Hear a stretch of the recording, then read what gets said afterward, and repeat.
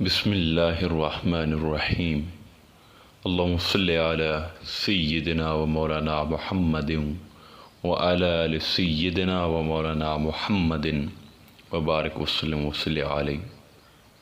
سامعین کرام، ہمیں آج جس موضوع پر گفتگو کرنے کا شرف حاصل ہوا ہے وہ یہ ہے کہ ایک انسان کو کیسے یہ معلوم ہو سکتا ہے کہ مجھے روحانیت ملی ہے یا نہیں، یا کتنی ملی ہے، اور روحانیت ملنے کی کیا نشانیاں ہیں۔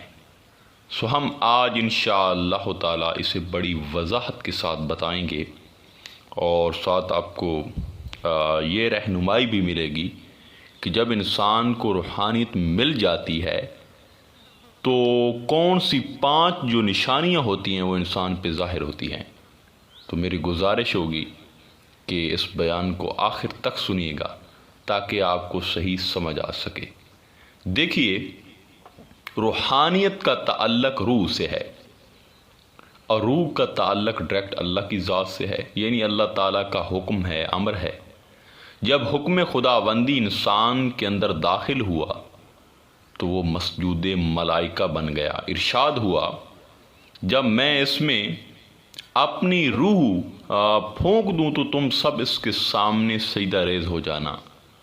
دیکھ لیجئے یہ روح کتنی پاکیزہ ہے، کتنی صاف ستھری ہے اور نکھری ہوئی ہے کہ جب یہ ابو البشر کے جسم میں داخل ہوتی ہے تو نورانی فرشتے اللہ رب العالمین کے حکم کے تحت اس کے سامنے سر جھکا دیتے ہیں۔ روح بھی ایک نور ہے، یہ رب تعالیٰ کے انوار میں سے ایک ذرہ ہے۔ رب تعالیٰ کے انوار کے لا محدود سمندر بحر بے کرام میں سے انسان کو حاصل ہونے والی سوغات اور یہ جو روح ہے وہ عطا ہے۔ تمام ارواح نے اللہ رب العالمین کی الوہیت اور اس کی ربوبیت کی گواہی دی تھی۔ حضرت آدم علیہ السلام انسانیت کے بظاہر ابتدا ہیں، لیکن در حقیقت ارواح میں سب سے پہلے سید الوجود سرور کائنات رحمت للعالمین حضور پاک صلی اللہ علیہ وسلم کی روح مقدس جو ہے وہ تخلیق ہوئی تھی۔ خالق کائنات نے اس کائنات کی تخلیق سے 1000 سال پہلے اپنے محبوب اپنے یاسین کی روح مقدسہ سے مخاطب کر کے فرمایا، جس کا مفہوم یوں ہے، اے میرے حبیب یاسین، یہ قرآن کریم ہے اور تم میرے رسول معظم ہو۔ دیکھ لیجئے، اسی لیے تو سورہ یاسین پورے قرآن کا دل ہے، کیونکہ اس میں اللہ رب العالمین نے اپنے حبیب کریم صلی اللہ علیہ وآلہ وسلم کی رسالت و عظمت کا تذکرہ کیا ہے، اور پھر کائنات کے خفیہ رموز و اسرار بیان فرمائے ہیں۔ دیکھیے، جب ہم عالم لاہوت میں تھے تو روحانیت سے ہم جو ہے وہ سب پرباش تھے، پر تھے، کیونکہ اس وقت دنیا تھی اور نہ ہی نفس امارہ تھا اور نہ ہی شیطان۔ حضور سلطان العارفین حضرت سخی سلطان باہو ارشاد فرماتے ہیں کہ نفس پلید پلید چکیتا در اصل پلید تنا سے، یعنی جب سے ہم اس عالم ناسوت میں آئے تو مادیت پرستی میں غرق ہو گئے۔ روح کی ہمیں خبر نہ رہی، لیکن اس دنیا میں رہ کر بھی اللہ جسے چاہے ہدایت دے کر اسے روح کی دنیا کو سنوارنے میں لگا دیتا ہے، اسے روحانیت عطا کر کے باقی لوگوں سے الگ کر دیتا ہے، اسے نفس اور نفسانیت وجود اور وجودیت سے نکال دیتا ہے، اور اس پر اللہ تعالیٰ جو ہے انوار و تجلیات اور برکات و انعامات کا وہ پانی اتارتا ہے جو انسان کے دل کو دھو دیتا ہے، نفس کی چادروں کو صاف کر دیتا ہے، اور پھر اللہ تعالیٰ اس بندے کے دل کو، یعنی جس کو روحانیت ملتی ہے، تو ملائے اعلیٰ کے ساتھ جوڑ دیتا ہے۔ جب مرد مومن کا دل ملائے اعلیٰ سے جڑ جاتا ہے تو وہ اس زمین پر رہ کر گولیوں کی بچھاڑ میں بھی متزلزل نہیں ہوتا، اور نہ ہی وہ دنیا کے مال و دولت کے ہرس اور لالچ کو اپنے دل میں جگہ دیتا ہے۔ یہی وجہ ہے کہ جہاں ہرس اور لالچ کی آندیاں، طوفان اور اندھیرے بندہ مومن جس کے اندر روحانیت ہے اس پر اثر نہیں کرتے۔ اور اس کے باوجود اس کا دل روشن رہتا ہے۔ اس کی وجہ یہ ہے کہ اندھیرا اس جہاں اور دنیا میں ہے، جبکہ روحانی شخص کا دل اب ملائے اعلیٰ سے مربوط ہے، جڑا ہوا ہے۔ یہاں ہر طرف ہرس، لالچ، تکبر، خواہشوں، شہوتوں، نفرتوں، قدورتوں کی آندھیاں چل رہی ہیں، اور ہر کوئی ان آندھیوں کی لپیٹ میں ہے، مگر مرد حق کا دل ان آندھیوں سے اثر نہیں لیتا، کیونکہ اس کا دل کا رابطہ اوپر قائم ہو گیا ہے۔ لہذا اب اس پر وہ کیفیات اتر رہی ہیں جو ملائے اعلیٰ میں اترا کرتی ہیں۔ سامعین کرام، اب جس شخص کو روحانیت مل جاتی ہے اس سے مشاہدات نصیب ہونے لگتے ہیں۔ کون سے؟ کبھی وہ خواب میں حضور غوث پاک کی زیارت کرتا ہے۔ اچھا، میں ایک وضاحت کر دوں، یہ روحانیت کی مقدار پر ہے۔ جسے زیادہ روحانیت مل جائے وہ خوابوں سے نکل جاتا ہے، بلکہ ہر چیز حالت بیداری میں دیکھتا ہے، ہر چیز آمنے سامنے اس کے عیاں ہوتی ہے۔ لیکن جو نئے لوگ ہوتے ہیں جنہیں روحانیت ملنا ابھی شروع ہو جاتی ہے تو انہیں پرمسرت خواب نصیب ہونا شروع ہو جاتے ہیں۔ اور خواب کیا کہ حضور پاک صلی اللہ علیہ وسلم نے فرمایا کہ خواب میری نبوت کا 46واں حصہ ہے۔ وہ خوابوں میں انبیاء اور اولیاء کی مجلس میں خود کو پاتے ہیں جنہیں روحانیت مل جاتی ہے، اور وہ خواب میں عالم جبروت اور ملکوت کی سیریں کرتے ہیں۔ اس کے بعد دوسری نشانی جسے روحانیت ملتی ہے وہ یہ ہے کہ وہ عیش و آرام کی خواہش سے دستبرداری کر لیتا ہے۔ روحانیت والا انسان اپنے اوپر عیش و عشرت کا دروازہ بند کر دیتا ہے۔ انسان کے دل میں عیش و آرام کی جو طلب اور خواہش پیدا ہوتی ہے، اس سے انسان کو راحت ملتی ہے، خوشی ملتی ہے، اور اسی راحت کا تعلق نفس امارہ سے ہے، جبکہ روح کی یہ دشمن ہے۔ راحت سے نفس پلتا ہے، موٹا ہوتا ہے، پھر یہی نفس روح کا دشمن بن جاتا ہے۔ افسوس، ہم نے روحانیت و ولایت، اللہ کا قرب، اللہ کی بارگاہ میں بلند رتبہ اور درجہ اور تصوف کو کسی اور چیز کا نام دے رکھا ہے۔ ہم سمجھتے ہیں کہ ایک آدمی اتنے ہزار مرتبہ فلاں تسبیح کرے، خاص قسم کی شکل حلیہ اور جو ہے لباس وہ پہنے، وہ روحانیت، ولایت، تصوف والا ہے۔ دیکھیے، ایسا ہرگز نہیں ہے۔ تسبیحوں سے روحانیت نہیں ملتی، یہ اللہ کی عطا ہے۔ سامعین کرام، روحانیت ملنے کی جو تیسری نشانی ہے وہ عزت طلبی کی خواہش کا خاتمہ ہے۔ جس کے اندر روحانیت ہو وہ بندہ اپنے لیے عزت طلبی کا جو دروازہ ہے وہ بند کر دیتا ہے۔ لوگ اس کے بارے میں کیا الفاظ استعمال کر رہے ہیں، اسے سے کچھ جو ہے وہ مطلب ہی نہیں ہوتا۔ وہ ان چیزوں سے بے نیاز ہو جاتا ہے، کیونکہ وہ ناسوتی آدمی اب نہیں رہا، اب تو وہ لاہوتی بن گیا ہے۔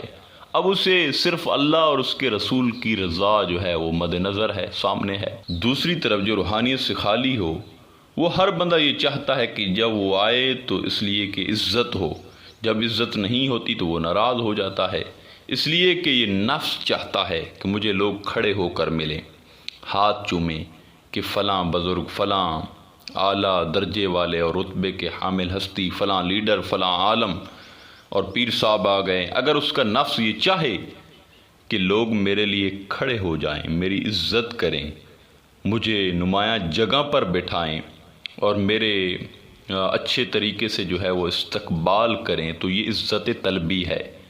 اگر عزت طلبی کی یہ خواہش اندر موجود ہے تو وہ بندہ سمجھ لے کہ اس کے اندر ابھی تک روحانیت داخل نہیں ہوئی۔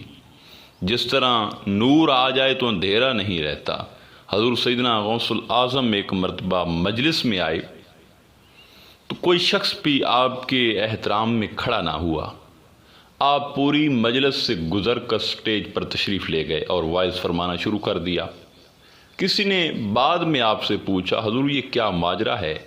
آپ نے فرمایا کہ لوگوں کے اس طرح کے سارے اعمال و حرکات تک بھی ہمارے تکوین اور اختیار میں دے دیے گئے ہیں۔ جب ہم اس امر کی طرف توجہ نہیں کرتے، کسی یعنی اور طرف دھیان میں ہوتے ہیں تو لوگ خود بخود کھڑے ہو جاتے ہیں۔ آج میں نے ادھر توجہ کی اور دل سے چاہا کہ لوگ کھڑے نہ ہوں، تو کوئی ایک شخص بھی کھڑا نہیں ہوا۔ جب وہ کھڑے ہوتے ہیں تو سمجھو کہ ہم نے جو ہے اس امر کی طرف دھیان ہی نہیں دیا، ادھر ہماری توجہ ہی نہیں ہے۔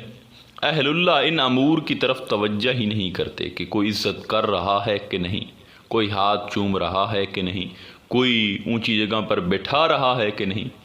ان کے لیے بوریا اور تخت جو ہے وہ برابر ہو جاتا ہے، ان کے لیے اعلیٰ اور ادنا سواری برابر ہو جاتی ہے، ان کے لیے محل اور کٹیا برابر ہو جاتی ہیں، کیونکہ ان کا نفس عزت کا طالب نہیں ہوتا، بلکہ اس کے برعکس وہ نفس کو پامال کرنے کے لیے عزت طلبی کا دروازہ اپنے اوپر جو ہے وہ بند کر لیتے ہیں۔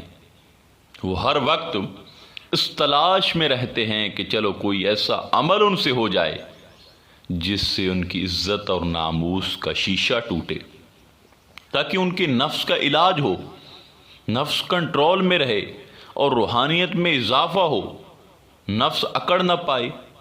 لہذا وہ ذلت کو اپنے نفس کا علاج سمجھتے ہیں، اور اسی علاج سے نفس کمزور ہوتا ہے اور انسان کی جو روح ہے وہ طاقتور ہوتی ہے اور وہ روحانیت جو ہے وہ بڑھتی رہتی ہے۔ حضرت بایزید بسطامی کے بارے میں منقول ہے کہ وہ جس راستے سے گزرتے تھے اس راستے میں بادشاہ وقت کا دربار آتا تھا۔ جب آپ گزرتے تو ہر روز بادشاہ اور اس کے درباری آپ کے احترام میں کھڑے ہو جاتے، آپ کو سلام کرتے، آپ بادشاہ اور اس کے درباریوں کا جواب دے کر گزر جاتے۔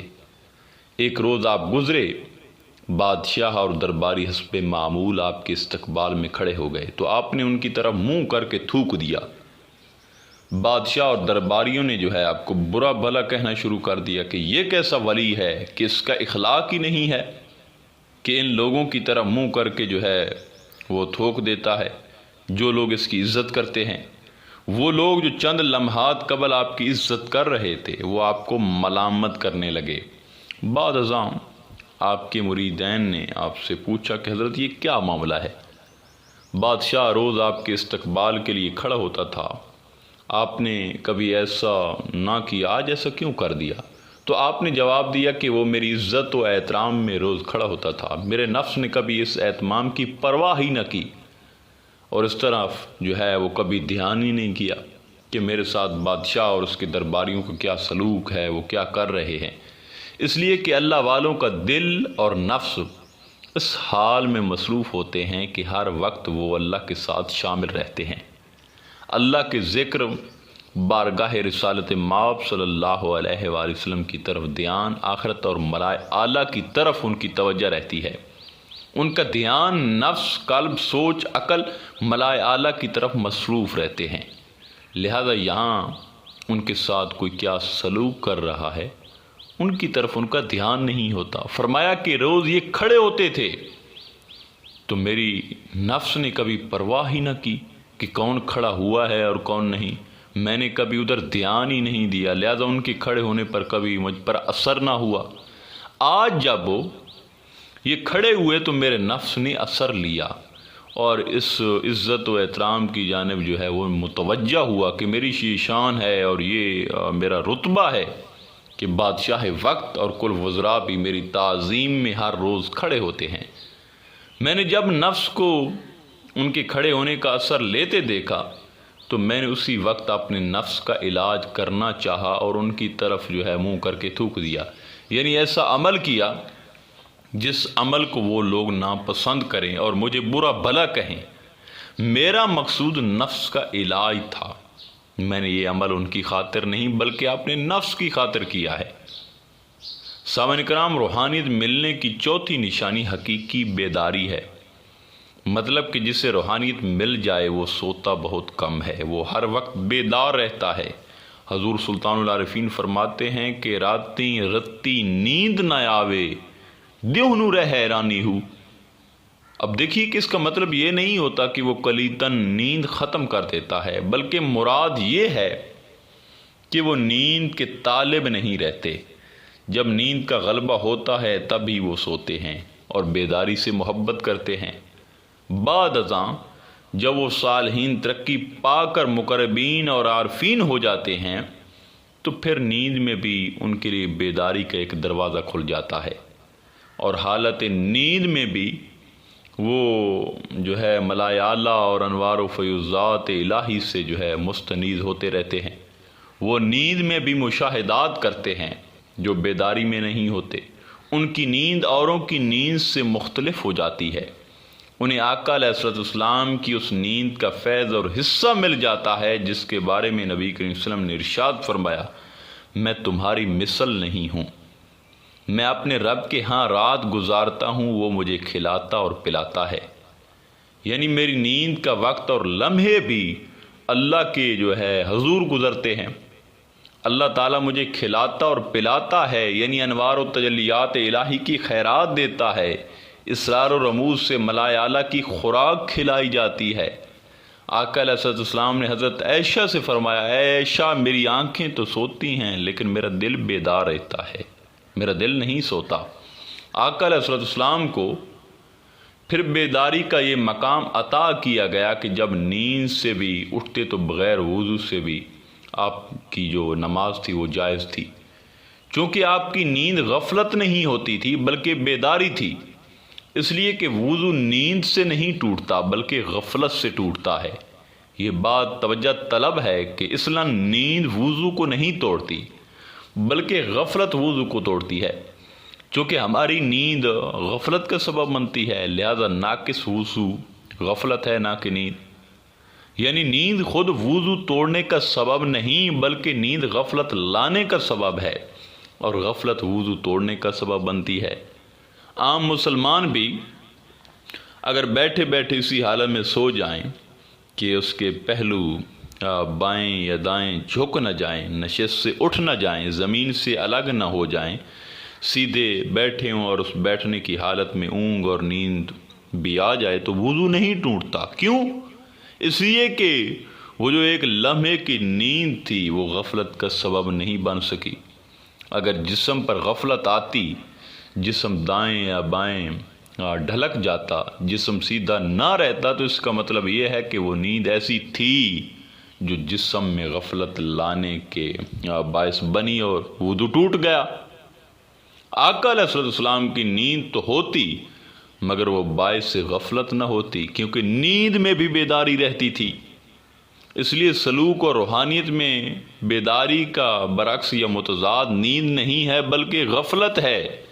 اس لیے حضور سلطان العارفین نے فرمایا، جو دم غافل سو دم کافر، سن مرشد فرمایا ہو۔ غافل سے مراد یاد کا ترک ہو جانا ہے۔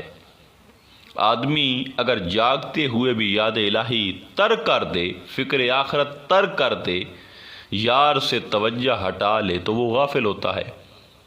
سامعین کرام، روحانیت ملنے کی 5ویں نشانی دنیا طلبی کی ہرس کا خاتمہ ہے۔ جسے روحانیت مل جائے وہ اپنے اوپر دولت کا دروازہ بند کر لیتا ہے اور فکر آخرت اور یار کی توجہ کا جو دروازہ ہے وہ کھول دیتا ہے۔ اس کا مطلب جو ہے یہ نہیں ہے کہ وہ پیسے کو چھوڑ دیتا ہے یا پیسہ اپنے اوپر جو ہے وہ حرام کر لیتا ہے، نہیں، بلکہ اس کا طریقہ یہ ہے کہ اس کا دل اللہ کے لیے دنیا سے مستغنی ہو جائے اور وہ دنیا کا طالب نہ رہے۔ جس کا توکل اللہ پر ہو جائے تو وہ دولت کے پیچھے مارا نہیں پھرتا۔ جس کو روحانیت مل جائے وہ لالچی نہیں ہوتا، اور اسی کو فقیر کہتے ہیں۔ جس کا دل دنیا سے زاہد ہو جائے اور دنیا کی ہرس، لالچ، محبت اور طلب سے بے نیاز ہو جائے اور دنیاوی معاملات ایمانداری اور دیانتداری سے انجام دے تو وہ فقیر ہے، اسے روحانیت ملی ہوئی ہے، یعنی دنیا طلبی سے اس کا دل پاک ہو گیا۔ افسوس ہمارا ذہن جو ہے، ہم آج کل کے حالات اور اپنے پر نظر دوڑائیں تو ہر وقت ہماری جو نظر ہے وہ لالچ پہ لگی ہوئی ہے۔ گنتی کرتے رہتے ہیں کہ کتنا نفع آ گیا، کتنے پیسے آ گئے، کتنے کم ہیں، زیادہ کمانے کے لیے اور کیا کریں، یہ سوچیں، ہماری پلاننگ ہے۔ دولت کی ایسی ہرس ہے کہ جو کبھی ختم نہیں ہو رہی۔ اندازہ کریں کہ نوجوان 20-25 سال کی عمر میں دولت کمانا شروع کر دیتا ہے، کماتے کماتے کوئی 50 سال کی عمر میں پہنچ گیا اور کوئی 60-65 برس کی عمر میں جو ہے پہنچ گیا، 30 برس گزر گئے، 40 برس گزر گئے، دولت کمائی جا رہی ہے، دولت کماتے کماتے اچانک ملکت موت جو ہے وہ دروازہ کھٹکھٹانے لگتا ہے، بلاوا آ گیا جی، وہاں سے اوپر سے چٹھی آ گئی ہے اور انسان چلا جائے گا۔ اس وقت پوچھا جائے گا کہ بندے جب سے تو نے ہوش سنبھالا، تیرے ماں باپ نے تجھے کہا کہ نوکری، دکانداری، کاروبار، تجارت کر، تب سے تو مال کمانے پر لگا ہے، اور آج بلاوے کے دن تک بھی تو کاروبار میں تھا، مال ہی کما رہا تھا۔ بتا، مال ہی کمایا یا موال بھی کمایا؟ موال آخرت کو کہتے ہیں۔ افسوس، ہماری ساری زندگی دولت اور دنیا کمانے پر ہی گزر گئی، صرف ہو گئی۔ آخرت کی کمائی کب ہوگی؟ یار والخیال کب ہوگا؟